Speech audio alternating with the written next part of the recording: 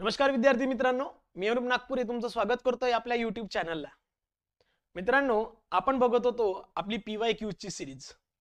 आजचा जो पार्ट आहे तो आहे पार्ट नंबर 11 आणि 2018 चा शेवटचा पार्ट आहे किंवा 2018 च्या पेपरचा शेवटचा पार्ट असेल ज्यामध्ये आपण 100 क्वेश्चन कंप्लीट करतोय। ऑब्वियसली सुरुवातीचे काही क्वेश्चन्स घेतले नाही कारण ते नॉन टेक होते आणि जे काही उरलेले होते म्हणजे क्वेश्चन नंबर 26 टू 100 म्हणजे टोटल 75 क्वेश्चन आपण या 12 पार्ट मध्ये कंप्लीट केलेले आहे। या पार्ट मध्ये तुमचा खरंच चांगला प्रतिसाद होता किंवा तुमचे जे व्ह्यूज आहे ते खरंच खूप चांगले आहे।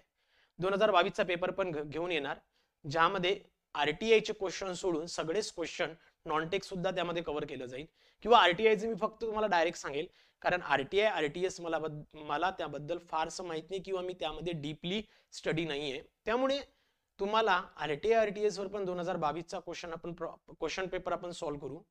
सोबतच 2013 चा सुद्धा तुम्हाला पीवायक्यू ची सिरीज येणार। एडीटीपी चे दोन्ही पेपर, टीपी चे दोन्ही पेपर हे सर्व पेपर तुम्हाला पीवायक्यू च्या सिरीज मध्ये मिळून जातील। त्यासाठी तुम्हाला कनेक्ट राहावं लागेल चॅनल सोबत।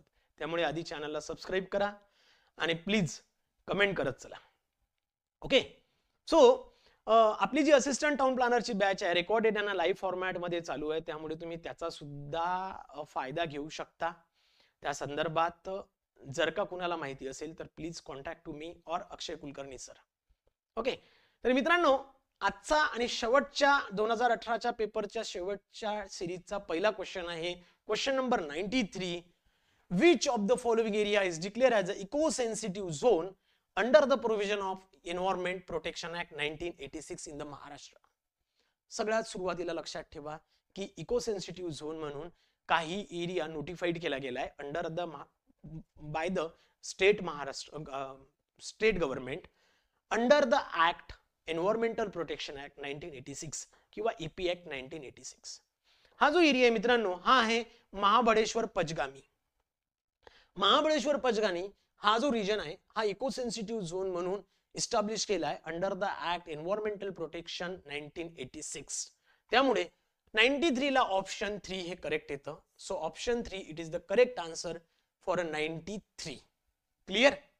सो तुम्हाला लक्षात ठेवायचे आहे बाकी सुद्धा इको सेन्सिटिव्ह झोन जे आपल्या महाराष्ट्रासाठी गव्हर्नमेंट ऑफ महाराष्ट्राने नोटिफाईड केलेले आहे।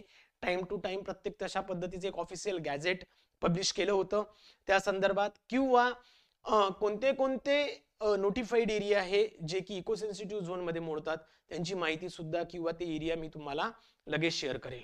त्यासाठी जो आपला टेलिग्राम चॅनल आहे त्याला कनेक्ट राहा ज्यावर तुम्हाला तशा पद्धतीची माहिती दिली जाईल। नेक्स्ट आहे मित्रांनो 94। काय म्हणतं? As provided in the section 21 of Maharashtra regional and town planning act, if the planning authority fails to submit the draft development plan for the sanction to the state government under the section 30 of the said act in the stipulated time, the same shall be completed by। जर का तुम्ही section number 21 मधनं जर का go through केलं तर तुम्हाला लक्षात येईल की यामध्ये काय केलं जातं किंवा कोणाला जर का ती प्लॅनिंग ऑथॉरिटी जर का फेल होत असेल ड्राफ्ट डेव्हलपमेंट प्लान सबमिट करण्यासाठी तर त्या केसमध्ये गव्हर्नमेंट ऑफ महाराष्ट्र काय करतं तर सिंपल जर का तुम्ही सेक्शन नंबर 21 वाचाल आणि त्यामधला पॉइंट नंबर 3 जर का तुम्ही प्रॉपरली रीड केला तर तुम्हाला लक्षात येईल if the declaration of intention to prepare the development plan under the section 23 is not made, if the draft development plan is not submitted to the state government as aforesaid for a sanction by any planning authority within the period specified or within the extended period, the concerned divisional joint director or a deputy director of a town planning and valuation department or an officer not below the rank of ADTP nominated by him। म्हणजेच काय त्या केसमध्ये government of Maharashtra concern divisional joint director किंवा असा एखादा officer ज्याची rank ADTP पेक्षा कमी नसेल त्याला तिथे अपॉइंट केलं जातं आणि त्याच्या अंतर्गत तशा पद्धतीचं इंटेन्शन डिक्लेरेशन केलं जातं। म्हणजेच ऑप्शन 4 जो आहे मित्रांनो हा करेक्ट आहे। 94 ला ऑप्शन 4 हा करेक्ट येतो। Next 95 integrated township area shall not be included in the area under. म्हणजे आपण एकतर आयटीपी घेऊ कुठे शकतो आपण कुठे घेऊ शकतो रेसिडेन्शियल झोन मध्ये, कमर्शियल झोन मध्ये, ऍग्रीकल्चर झोन मध्ये, बफर झोन मध्ये, जेवढे बफर झोन असतील म्हणजे तो ESZ असू दे किंवा कोणताही असू दे त्याच्या बफर झोन मध्ये, पण नोटिफाईड फॉरेस्ट एरिया मध्ये नाही. नोटिफाईड फॉरेस्ट एरियाच्या बफर झोन मध्ये आयटीपी घेतल्या जाऊ शकते, पण नोटिफाईड फॉरेस्ट एरिया मध्ये आयटीपी घेतल्या जाऊ शकत नाही.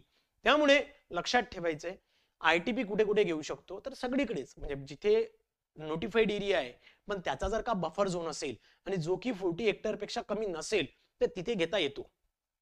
पण जर का नोटिफाईड फॉरेस्ट एरिया असेल तर आपण फॉरेस्ट एरियामध्ये कोणत्याही पद्धतीची आयटीपी घेत नाही.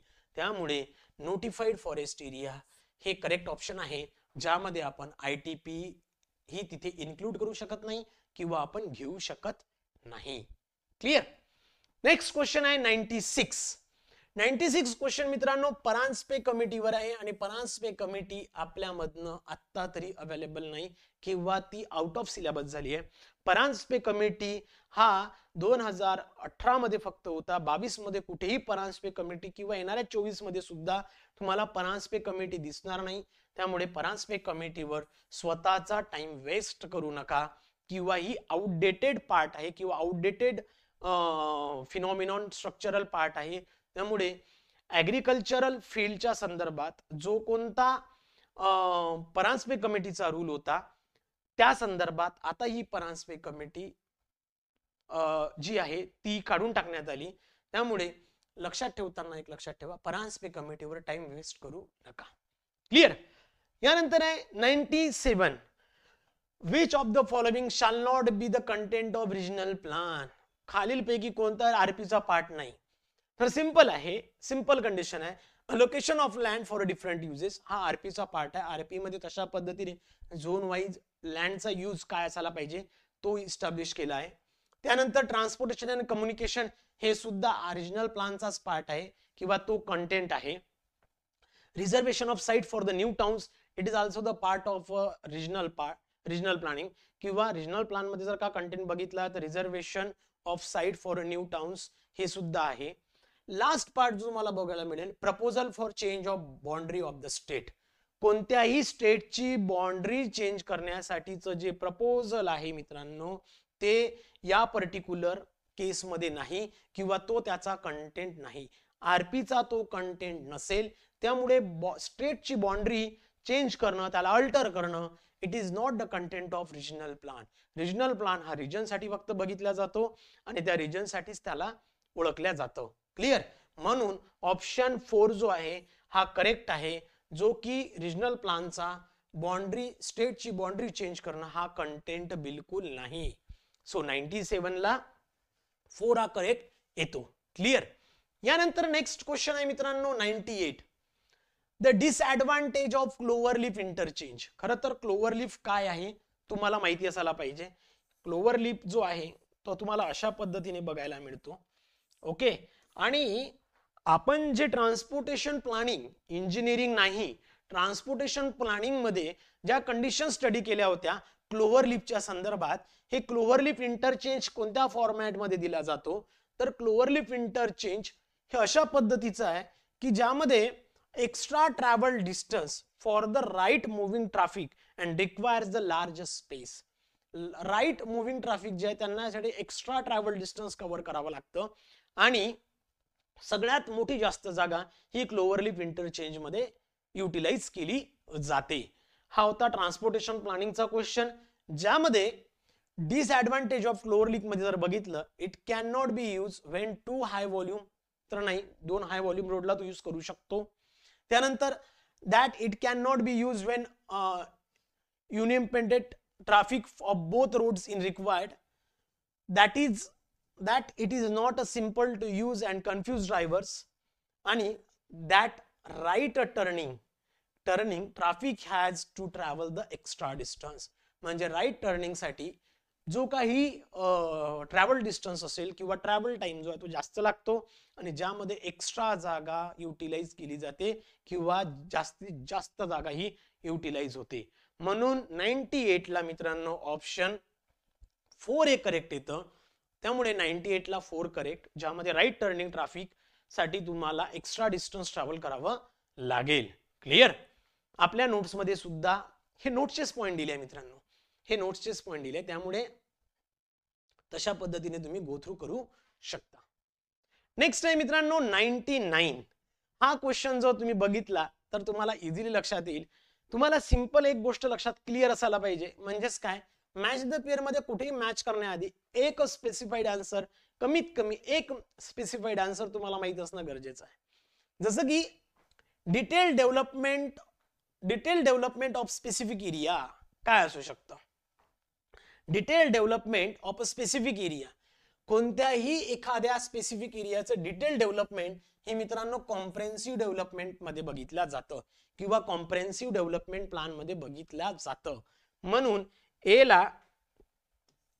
या ए ला हा आर करेक्ट येतो. क्लिअर, ए ला हा आर करेक्ट येतो. त्यानंतर बी जो बघतोय, या बी मध्ये जी कंडिशन आहे टाउन प्लॅनिंग स्कीम,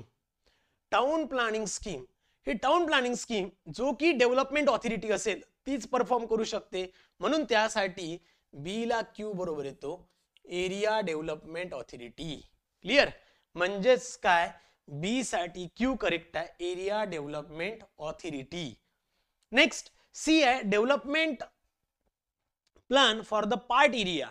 पार्ट एरियासाठी ऑब्व्हियसली काय असतो, पार्ट एरियासाठी आपण काय करतो, इंटरिम डेव्हलपमेंट प्लॅन पब्लिश करत असतो. क्लिअर, सो सी साठी येणार यस, आणि proposal for development of undevelop एरियासाठी स्पेशल प्लॅनिंग ऑथॉरिटी काम करेल. बरोबर, सो अशा पद्धतीने ए ला आहे आर, बी ला आहे क्यू, सी ला आहे यस, डी ला पी, ए ला आर, बी ला क्यू, सी ला यस आणि डी ला पी. ऑप्शन 2 हा करेक्ट येतो, म्हणजे 99 ला 2 करेक्ट. मॅच द पेअर मध्ये मिनिमम एक तरी आन्सर परफेक्ट माहित असणं गरजेचं आहे. एका ऑप्शनच्या बेसिसवर तुम्ही इझिली पेअर मॅच करू शकता. क्लिअर, आणि आजचा लास्ट क्वेश्चन जो आहे तो आहे a prize offer to the small strip. बघा, ज्या केसमध्ये सपोज आपण आपल्या नोट्स मध्ये सुद्धा तशा ही डेफिनेशन दिलेली आहे, पुन्हा एक्सप्लेन करतोय. जर का अशा पद्धतीचा एरिया असेल जिथेही तुम्हाला स्मॉल स्ट्रीप दिसत असेल, तर या केसमध्ये दोन मेन प्लॉटच्या मधात जर का एखादी स्मॉल स्ट्रीप असेल, तर या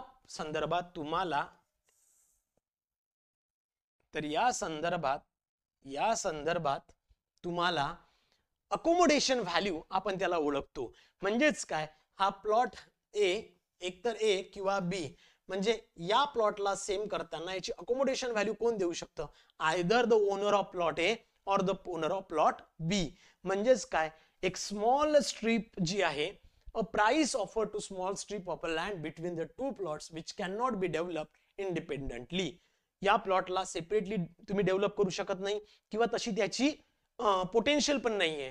त्या केसमध्ये एकतर तो प्लॉट ए ओनर घेणार किंवा बी ओनर घेणार. मग अशा पर्टिक्युलर केसमध्ये त्याला अकोमोडेशन व्हॅल्यू म्हणतात. A small strip or a land cannot be developed independently due to their restricted length, depth and a number of purchasers of such a property are very less. Clear? म्हणून या केसमध्ये त्याला accommodation value असं म्हणतात.